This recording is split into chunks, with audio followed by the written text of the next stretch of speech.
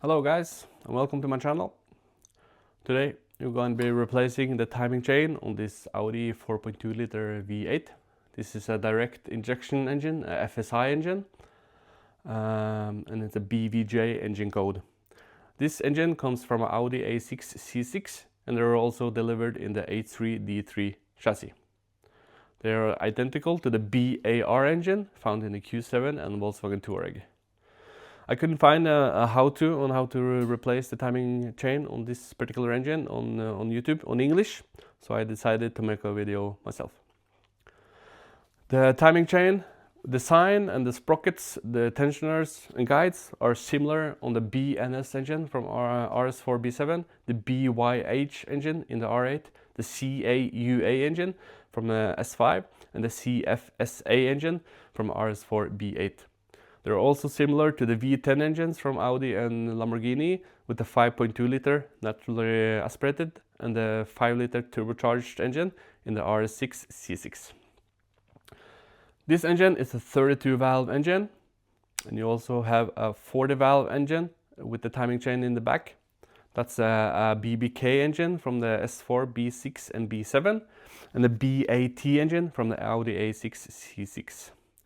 Those engines are not comparable at all with this engine, with both the timing chain design, the bolt pattern here. You have a 10 bolt pattern on this car, and on the 40 valve you have an 8 bolt pattern.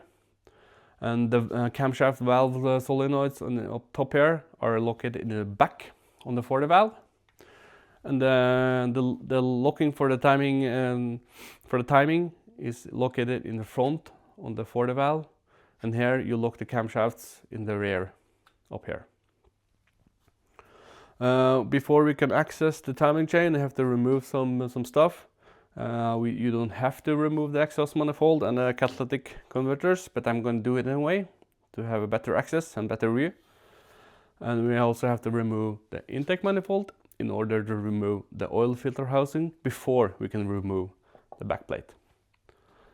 So let's get started with removing the exhaust manifolds.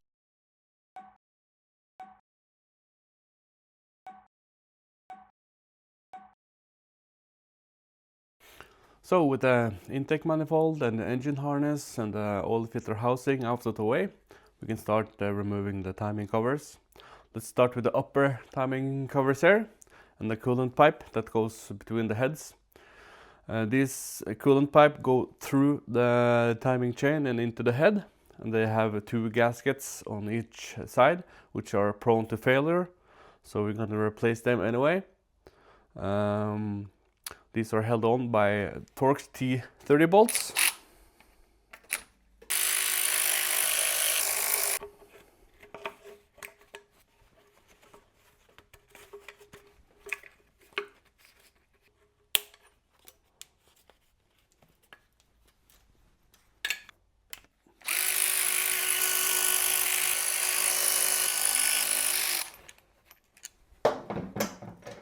Let's tap these covers with a rubber mallet.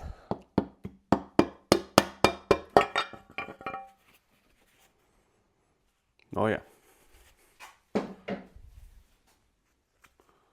Those are pretty flat.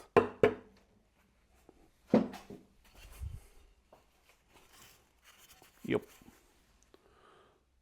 Those look pretty flat to me. So we're gonna replace them. Definitely. Next up, we are removing this back plate then. It's held on by a numerous of different bolts and types. You have the Torx T30 on the inside here and on the upper side, all around the back plate. And you have the triple square size 8 all around. And on the left side here you find the triple square size 10, which holds the power steering pump. So let's get started.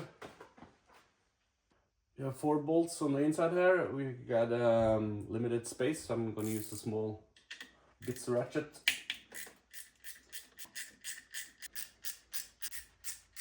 There's 2 more Torx T30 bits hiding inside here. Have to use a longer bit to access them.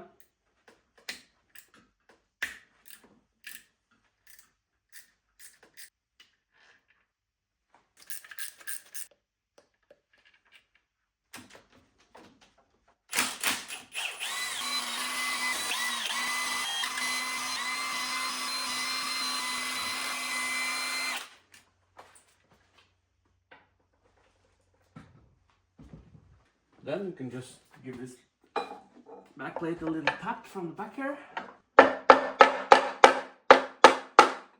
And pry it over here.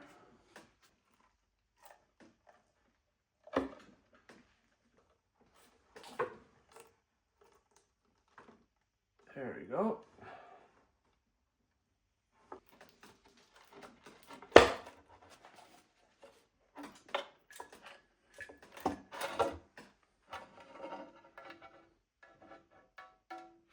Since the bolts are different type and size and length, it's recommended to put them out on the table like I do here, or at least take a picture of them, so you can spot the pattern they go back into the plate when you're finished. So bolt up the right bolt in the right place. Before we remove the timing chains, we have to put this engine to TDC. We're starting with the crank. Down in the right corner here we have a plug up inside here that you have to remove in order to get the crank locking pin in. I'm using a mirror so I can locate it. You can see the plug right here. It's Torx T50. So let's remove that plug. So I'm just using the mirror to navigate and locate the plug so I can get the bits in.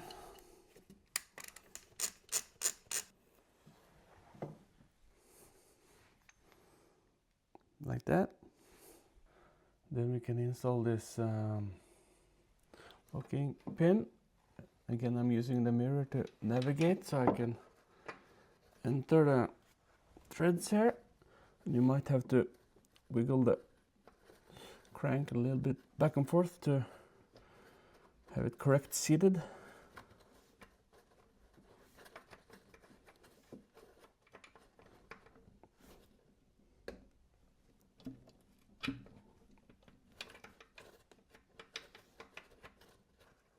Okay, so this locking pin will not enter at all. I'm guessing, yep. These are not the same thread size, so I'm guessing I have a wrong lock pin then. Luckily for me, I have the one on the right is for a 2.7 V6 bi-turbo, and that has the same thread size as the plug, so let's try that one. Yep, that's entering. So it's important to have this fully seated. You can spot any visible threads on the locking pin. I can't see anything. Then we are tightening the locking pin to 20 Newton meters. So we need to talk about this locking toolkit real quick. This is a locking toolkit from Energy, and it's equivalent to a cheap eBay or Amazon kit, I guess. It says in the description that this kit fits my BVJ engine and other 4.2 and 5.2 engines as well. That's only partly true, since the locking pin for the crank does not fit. This locking pin, the T40069, does only fit the 2.4 and the 3.2 FSI engines mentioned in the description of this kit. But this one, the T3242, fits the BVJ engine and the other R8 and RS4 and S8 engines. Laser Tools has the correct kit for these engines, which comes with the correct crank locking tool, and it also comes with the cam adjuster tool as well, the T479. But the rest of the tools in this kit, the T470, the T471 and the T458, will fit the BVJ engine.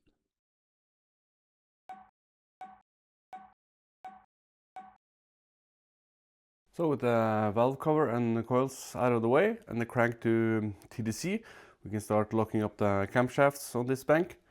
We have two bolt holes here on each camshaft that holds the locking tool. The tool should sit flush, and the bolts you should be able to enter pretty easy with your hand. That means that this bank is set to TDC. These bolts are really easy to enter. The bolts are tightened down to 25 Newton meters.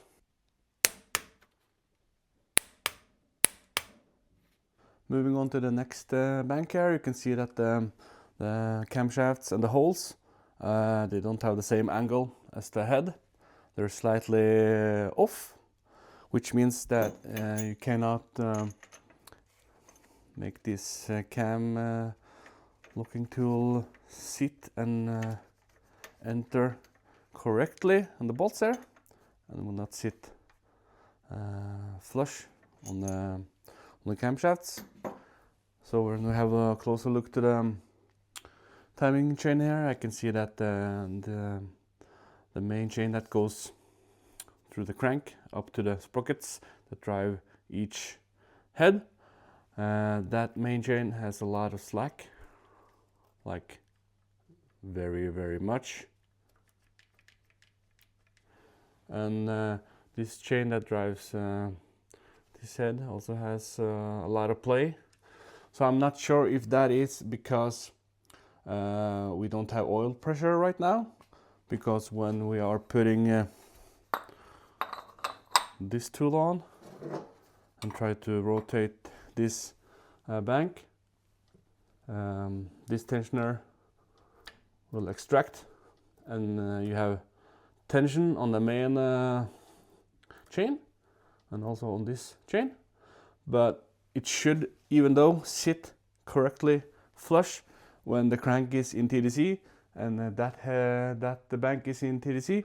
You should be able to seat the cam timing tool correctly, which we don't. So even though we have to rotate this bank a little bit before get the whole engine in TDC. So when I'm turning the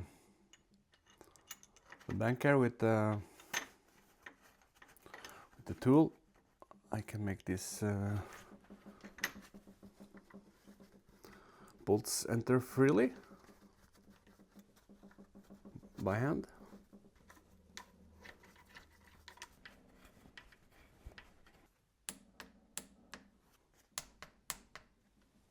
Having a closer look to the timing chain, you can see that this plastic guide here, which is on the main chain, has some broken tabs and is loose.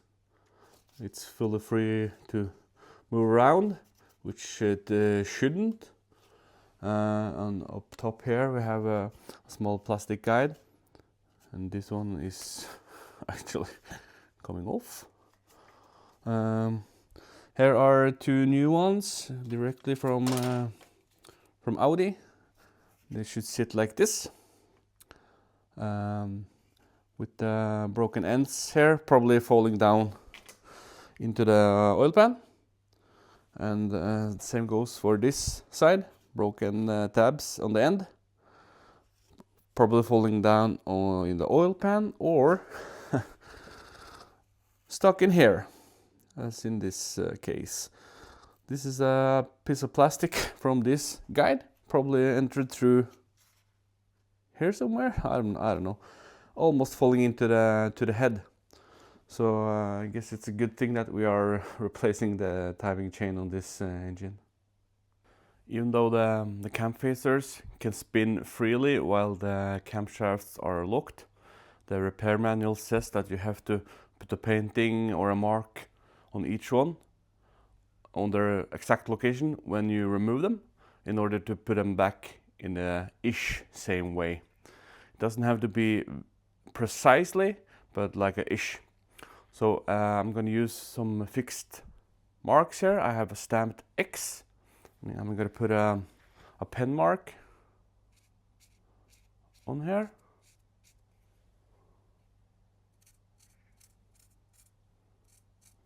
So I can put them back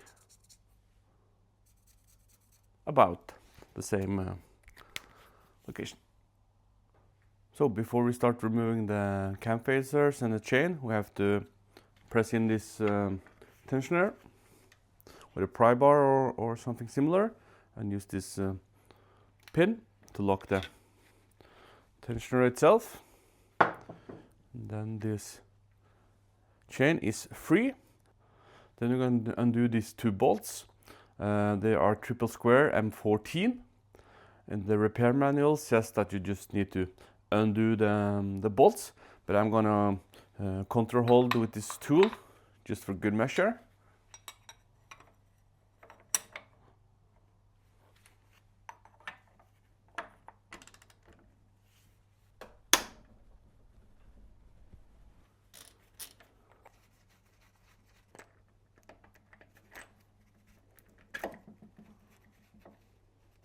You can just remove this phaser out of the way.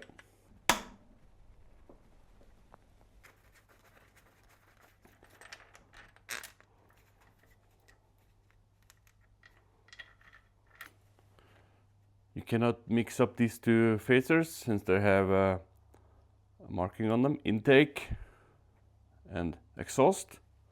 So you know who goes where. Next up, we need to remove this chain and the whole tensioner unit here. It's too narrow, too limited space here to remove the timing chain first. So we have to disassemble this unit and tensioner and remove everything together. These are held on by Torx T30 bolts, 6 of them.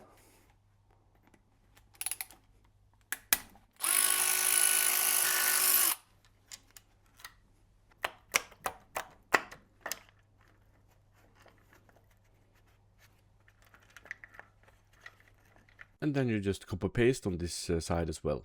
Note that the chain tensioner here does not have a bleed hole as the one on the right has. So this tensioner will be a lot harder to compress.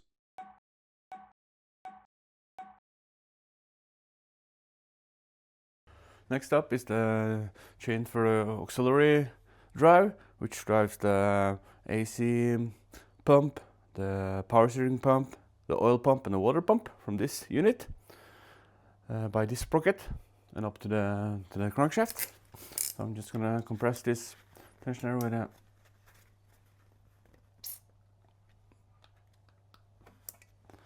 like that, and then we undo 4 bolts holding this tensioner unit together. Torx T30 here as well. This could be kind of tricky to get both in and out. Get it loose from the plastic guides. The plastic guides has some grooves, so just get the timing chain over those grooves, and this should be free to move, or at least get this chain out of the way like that. And for the final boss here, we have the main chain that drives these 2 sprockets, that again drives the banks. It's held on by this tensioner and 2 guides, and this tensioner is actually pretty sloppy, so I'm just going to put in the pin here like that. These guides are held on by triple square size 8.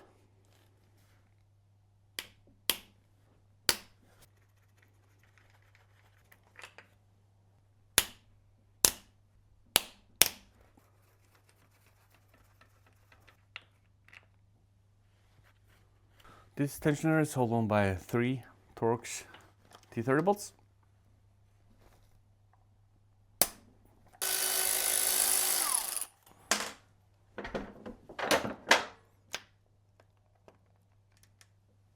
The repair manual says that you can remove this chain without taking out these sprockets. I find it hard to do that. If I even manage to get this old chain out, I'm gonna have a hard time getting the new chain in. So I'm gonna remove one of these sprockets. These are held on by different type of bolts and also different torque spec, just for your information. So I'm gonna remove this one.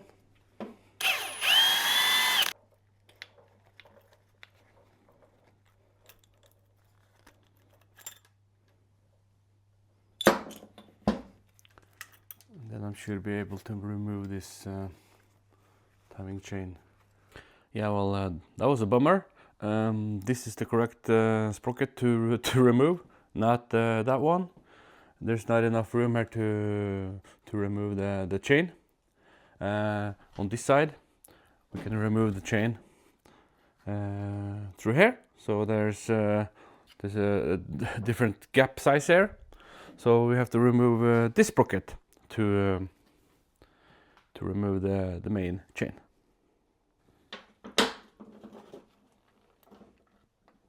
Like that. So with the timing chain out of the way, we can start clean up the back side.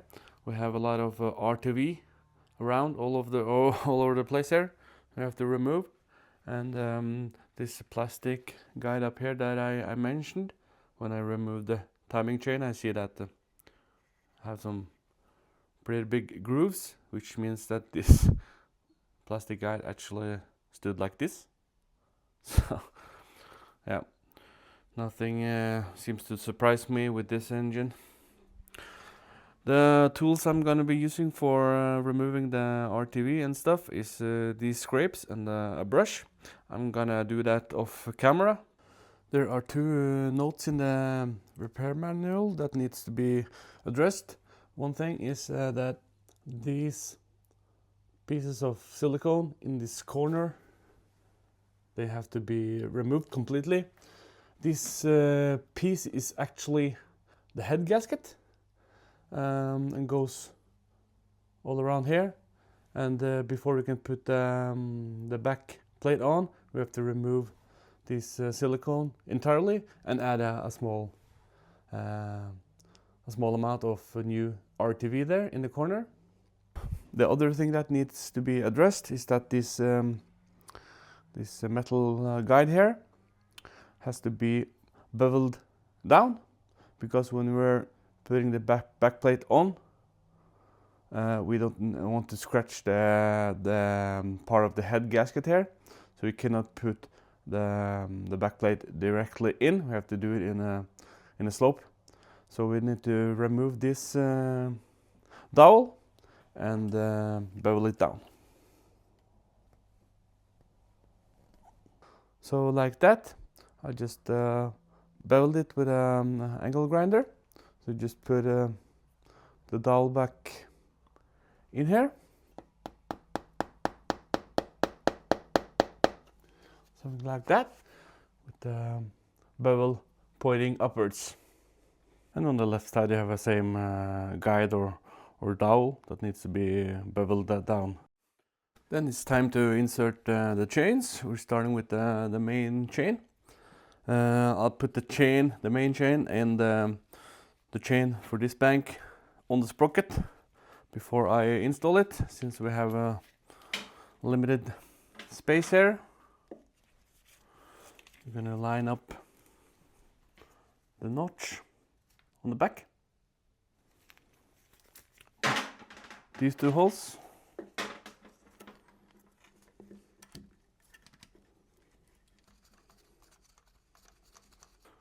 Something like that. Then we can try to fit this sprocket on this side. It's kind of a snug fit, so just make our way up here.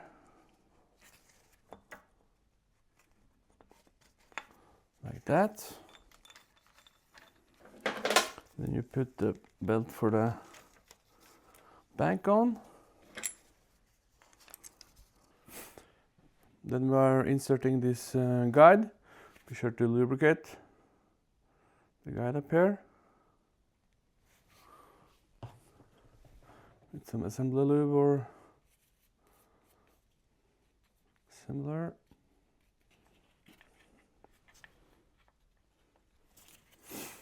Use new bolts for everything that needs to be tightened down with torque plus angle spec.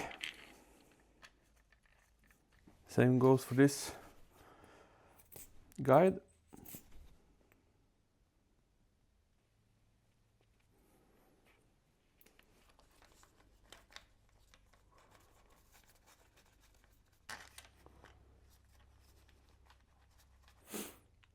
And for this new tensioner, you have to make sure that the gasket is on the back, and make sure it doesn't fall out.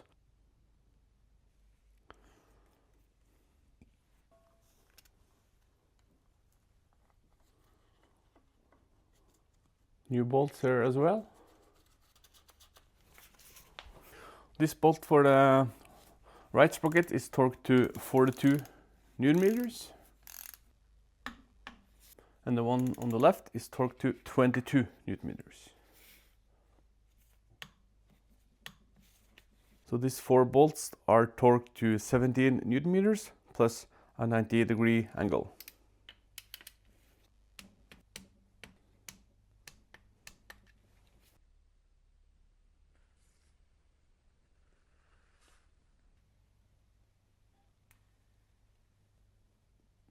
And then the bolts for the tensioner are 5 Newton meters and 90-degree turn.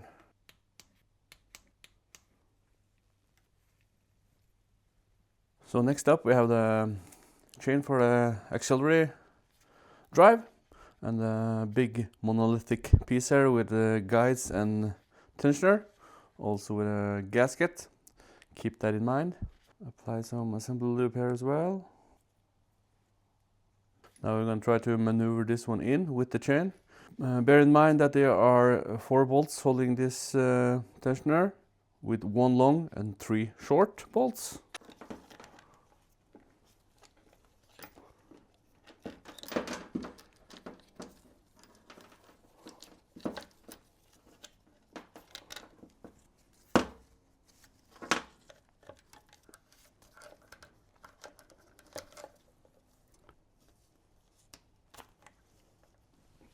Like that. Just make sure that the gasket hasn't fallen off. Can't see it anywhere. Start with entering a few bolts there. And these bolts are also 5 Newton meters and 90-degree angle.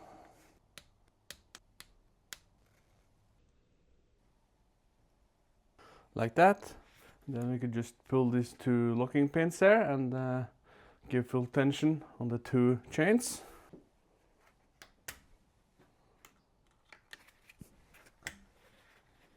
And then move on to the 2 banks. Next up, we're doing the left bank here. Looking on the back side of the tensioner, you have an oil strainer that comes with the new tensioner. Make sure that's seated correctly. And you have this metal gasket that clips on with 2 tabs. You just kind of wiggle this in between the chin here.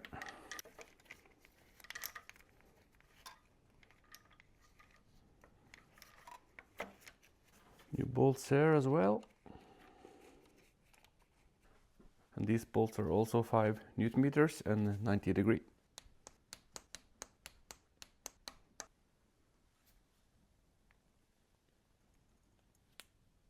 Then we're putting the cam facers on, and this plastic guide clip here. This only goes in one way.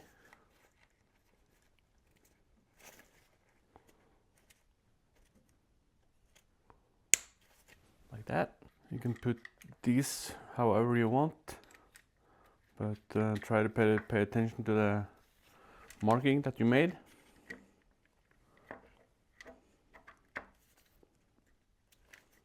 New bolts.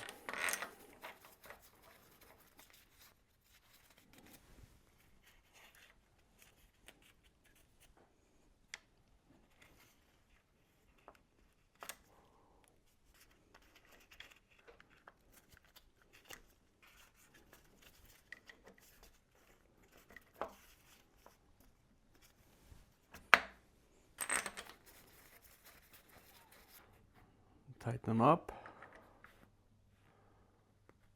loosen them a little bit so they are free, and then pull the pin so we have full tension, and then we can torque these bolts with the right side when we are done on the other side here. Same goes for this tensioner, metal gasket. Pay attention to the strainer, lube up, and make your way in between the chains here. Same goes for this side, new bolts, and the same goes for this 5 Newton meters and 90 degree.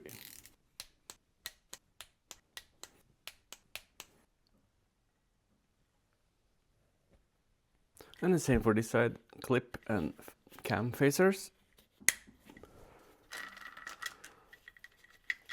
Pay attention to your markings, like ish. New bolt.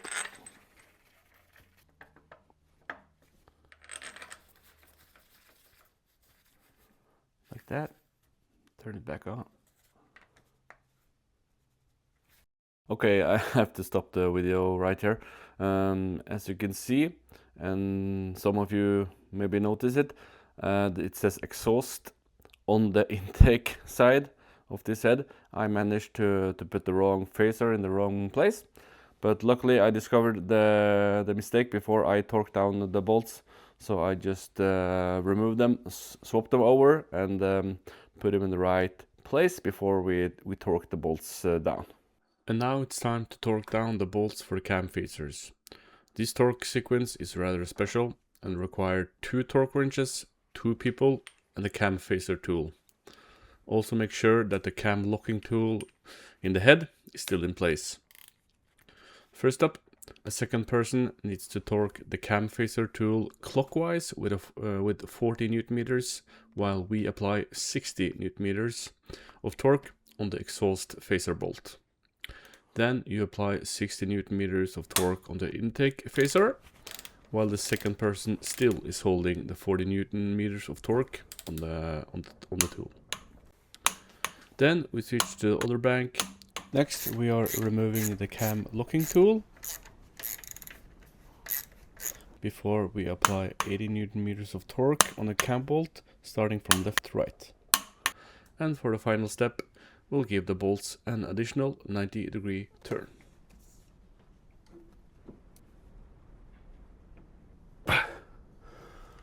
So, in addition to clean out the back side and the top of this back plate, I also wanted to clean the front side of it since it was kind of dirty. So I just put it in my ultrasonic cleaner and gave it a good clean.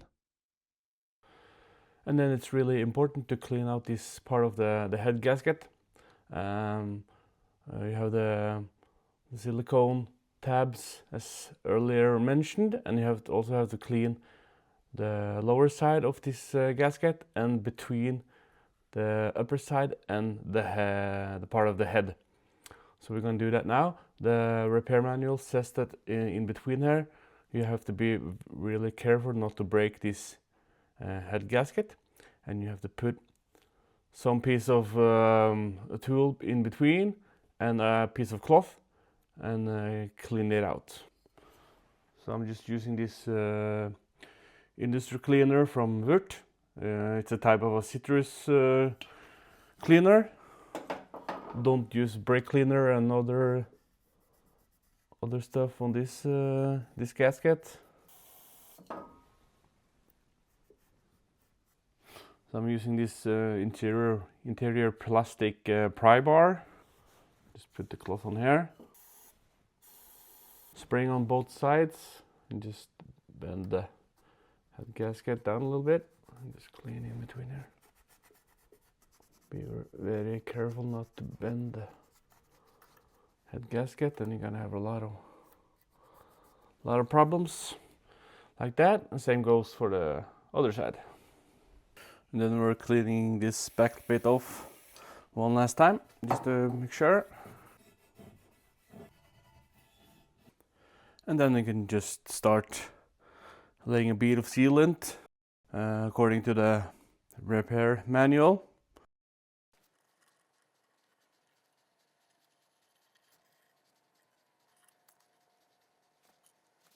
And give the block side a good final wipe as well. Apply RTV here on the head gasket. And remember the corners. And in between here we are using this seeker.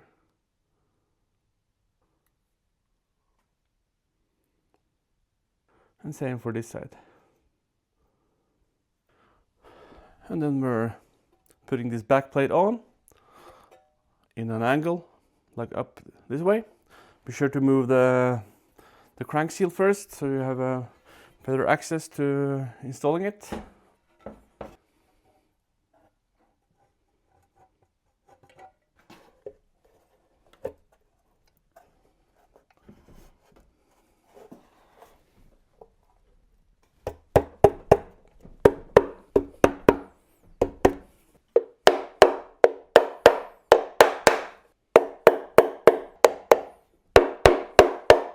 Okay, so the tightening sequence goes as follows. The bolts inside the head here is tightened first, 5 Newton meters. Then we do the M6 bolts in the cross pattern to 8 Newton meters. Then we do the M8 bolts to 22 Newton meters. Then we do the rest of the M6 bolts here, another 90 degree.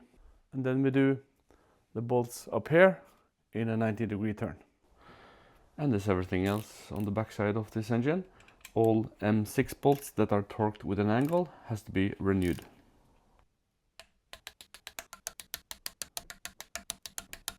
And then we do these bolts to 8 Newton meters. And then we do the M8 bolts in the cross pattern to 22 Newton meters. And then we do all the M6 bolts on this back plate, a 90-degree turn.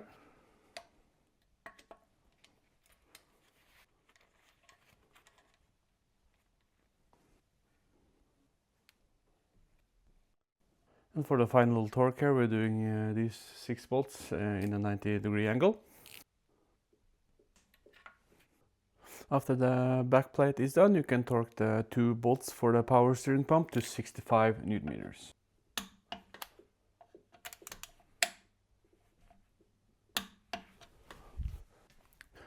Then we're going to install the crank seal.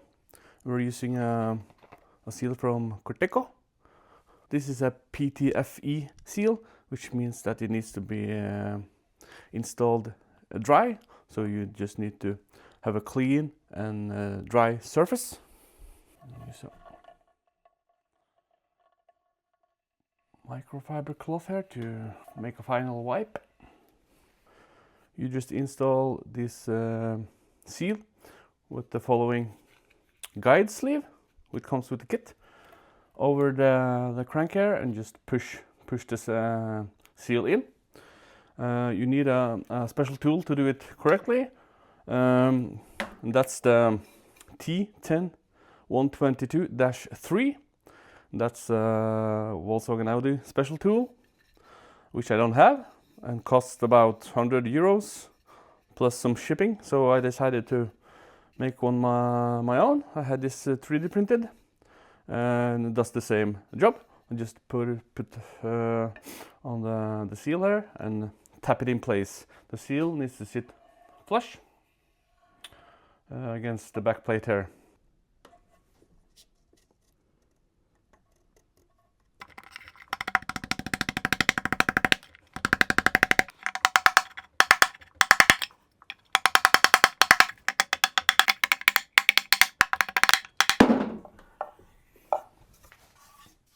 Like that.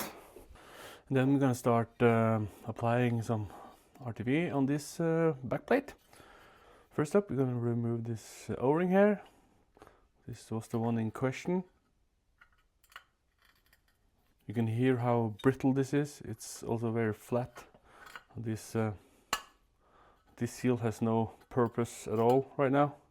Clean it up real good. Apply a new O-ring. some silicone grease.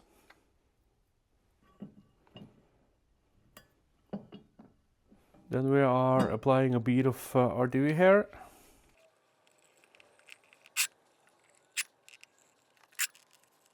Like that, and then you just copy paste on the other side. And we're doing a final wipe down here on this edge. Be careful in this corner, it tends to fill up with oil, so this area especially needs to be totally free of oil and any other residue.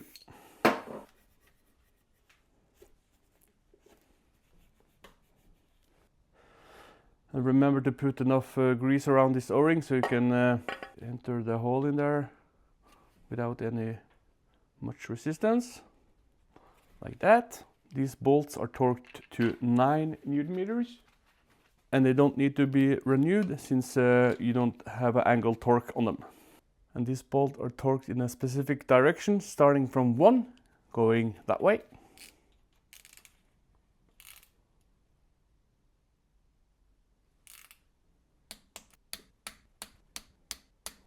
And then they just copy paste on this side as well.